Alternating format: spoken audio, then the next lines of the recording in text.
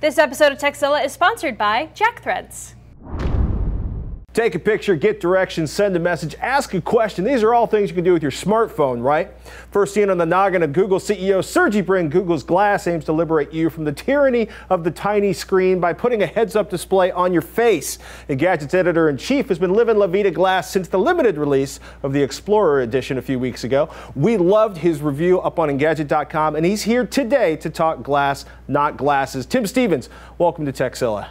Thanks for having me. It's an honor to be here. It's exciting. Are you feeling that you're in the future? You actually have, you look forward. Actually, you don't really look forward. You sort of look up and to the right. Yeah, you got to kind of cock your head up like the Saturday Night Live sketch, and you got to kind of be looking around and making funny expressions. I've noticed that you can't look at the screen of glass and maintain, kind of a masculine-looking face. You kind of get this confused look, regardless of what you're looking at on the screen. It's hard to do.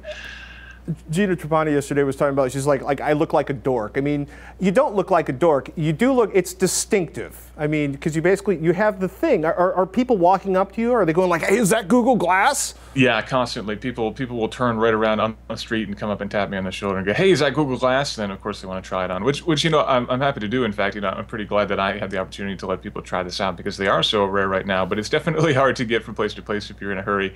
If I'm, late for a train or something like that, I will definitely take them off and put them on my bag just because I don't want to be rude and walk away from somebody. But, I got places to get to. It's a crowded city. People are asking questions. So, Explorer Edition is essentially Google I/O. People pre-signed up. They're $1,500 if you signed up for them last year. Alpha, beta, what's working? What works best at this point? It's hard to describe if this is, it definitely feels kind of beta-like in a lot of ways, but this is, a very early device. It's something that Google is ultimately selling to non-developers too. I mean, I am a developer, but I was not at I/O as a developer per se. Okay. But ultimately, it's an early device. The hardware feels pretty good for a beta. It looks a little bit clunky, and they can definitely make some improvements here, especially in terms of battery life. It is not very good. I guess it's probably my biggest complaint from a hardware standpoint. Average usage, taking a couple pictures and some short videos and looking at emails, you're looking at maybe 5 hours if you're lucky. Anything more intensive than that, you're probably going to get down to 2 to 3 hours, which is, for something that's wearable like this, that you don't want to have to, ideally you put this on in the morning and take it off at the end of the day. Ultimately, battery life of 3-4 hours is not really good enough. Software functionality is good. I mean, I haven't seen many crashes or anything like that you'd expect from a beta, but it's also very limited at this point. There's not a lot of functionality here.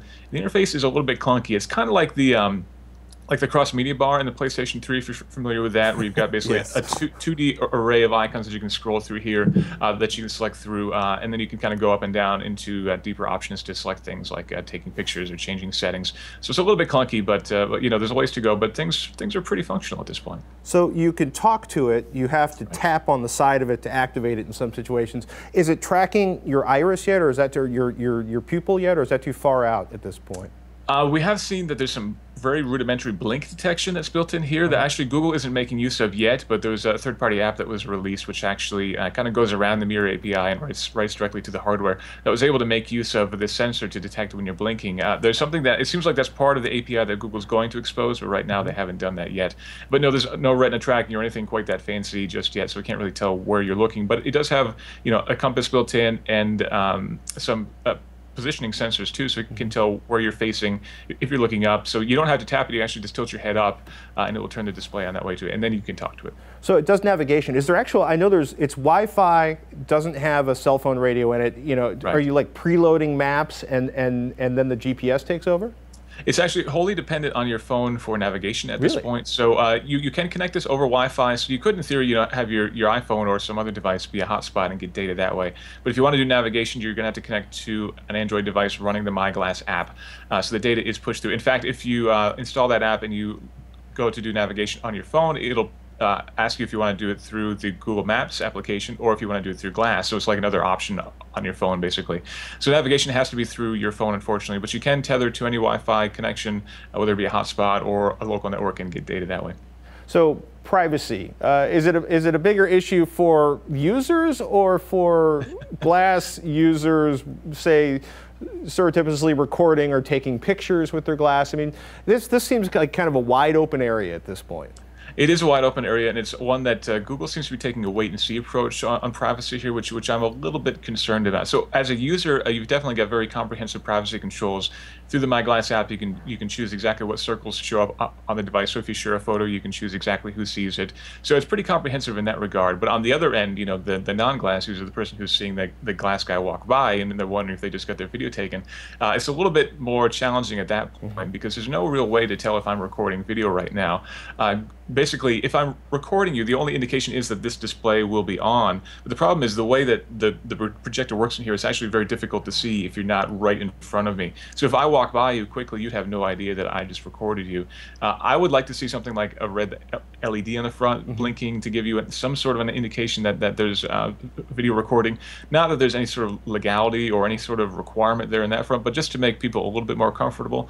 Because I'm kind of concerned that once people learn a little bit more about glass, that people who aren't tech savvy, who aren't really comfortable with their picture being on the internet, I have a bad feeling that those people are going to react very negatively. It's funny, like there was the Neil Stephenson character, the Neil Stephenson sort of invention, the gargoyles, so people were constantly recording everything going around them. It's kind of funny that it would start with such a sort of innocuous looking device as the glasses, because we always think that recording everything around us is going to take big fat cameras and all sorts of gear, but it's pretty subtle. Yeah, it's not that bad. I mean, it's definitely noticeable, and people certainly are staring at me walking down the street. But you can definitely envision, Generation 2 or Generation 3 being small enough to be built into, a fairly normal-looking pair of glasses. There are a lot of glasses on the market now with pretty large frames, so you can kind of envision this sort of thing fitting into. I mean, the biggest piece on here is the battery, which sits behind your ear. But again, you can definitely envision that being streamlined a bit more, especially if they were to make use of the other side of the frame, which right now is just metal. So there's definitely a lot of optimization that could be done here, and I think these could be a lot smaller and even more subtle in years to come. So speaking of optimization, new software update today. I think the XC5 update. What did that bring to Google Glass? That's right. Performance is a bit better, I've noticed, so things are a little bit snappier, which is good. It was a little bit laggy occasionally as you're going through the menu, so that's a bit nicer now. You can actually do searching from anywhere with a long tap on the side, which is nice. And it's got more accurate battery recognition as well. So before it would jump 20% from very quickly. Now it'll be a little bit more accurate in that regard. So a couple little tweaks. It's definitely a nice update, and I'm guessing that we're going to be seeing things like that every couple of weeks, I would expect, going forward. After battery life, what's the thing you most desperately want added to Google Glass? Man, I would love to see some more augmented reality functionality at this point. Really, there isn't much of anything in that regard. You can get navigation on here, but it's not the kind of thing where, if you're walking down the street, you see like a hovering blue arrow floating over your head that always tells you which way to go. I mean, that would be pretty cool if you could see something like that. And the technology is definitely here. So I'm eager to see Google flip the switch on that kind of thing. Yeah, it was funny. Robert Harron was talking to me this morning about Pizza Compass possibly being the ultimate Google Glass application. Unfortunately, pretty great. I think it's only available on iOS right now, but I do like the idea of a big giant blue arrow pointing me to the nearest pizza or the nearest Korean place. What do you think when they finally, do you think it's a year or two before they go consumer with this? And what do you think the price point's going to be? What's the magic price for Google Glass to be a success? We're hearing sometime next year, which seems maybe still a little bit early, but definitely I could see maybe some sort of a release time for about this time next year. So, right around Google I/O again, because it's been about a year since we saw this in the first place. So I would guess sometime maybe early or mid next year before we'll see a proper consumer release. In terms of pricing, it's hard to say. I mean, $1,500 is obviously way too high, but this is an 18-month-old processor in here with a small battery. The only thing that's really expensive would be this projector up front, but even this you could definitely envision being a lot cheaper if produced in mass quantities. So I would think they have to get under $300, ideally under $200 to really be have a chance of being a big success, because right now it's kind of fun, but it's not the kind of thing that you absolutely need to have. So I think it's got to be fairly affordable to really take off. So even at $300, what's the killer application for Glass? That's a good question. Right now, I think navigation is the most usable piece, and I think if they can make that experience a little bit cooler with more augmented reality, I think that'd be really compelling. For me, doing Hangouts is actually pretty good too. I was actually surprised. The idea of doing a Hangout with somebody and them not seeing you was a bit of an odd concept to me. But when I did a Hangout with my wife, I was standing on the beach in California, and she could see the waves, and I could see her, and actually it was kind of a nice experience. So I could see that being pretty cool too. But I think in general, probably the killer app will be just instant access to knowledge. It's a little bit hard right now to do Google searches. You kind of have to tap the thing and then say, okay, Glass, Google, blah. If they can make it a lot more intuitive, a lot more easy, and a lot more quick so that you can look up things very quickly without, being a bit of a social pariah, I think that could be a very popular thing too. I'm trying to imagine like my Twitter feed hammering up in the corner of my eye every time when you message. You comfortable with that, or are you sort of, does that sound like a negative? Is that a bug or a feature? There's definitely a very, very fine line between making your life easier because you don't have to fumble to get your phone out of your pocket and see what update you just got, and making your life worse because now you're getting every update flash in your face all the time. The nice thing is right now, you're only getting emails and text messages, so it's pretty limited in terms of the updates that you do get. And when you do, you hear a chime in your ear, and it's up to you if you want to see it. You basically tilt your head up, and at that point, you'll see whatever message it is. But presumably there's going to be a Twitter app coming soon, and presumably it's going to be flashing updates in your face quite frequently. That I think could be very distracting indeed. I've seen some of the self-driving Google cars here in the Bay Area. Now I'm waiting for the first time I see somebody in Google Glass nodding backwards while they're driving. Engadget.com is the website. What's coming up this week on Engadget, Tim? We're actually getting ready for Google I/O next week, so we're expecting a lot more Google Glass announcements and some functionality updates. So I'm heading out to the Bay Area next week, and we're real excited to see what Google's got in store for us.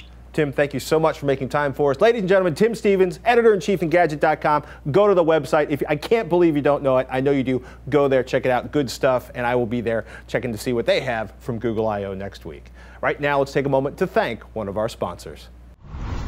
Are you in need of a new wardrobe? Try JackThreads. It is the online shopping destination for dudes. Everything on the site is up to 80% off because full price is for suckers. They serve up killer contemporary and street apparel, accessories, and gadgets from brands like Creative Recreation, New Era, and Mosley Tribes.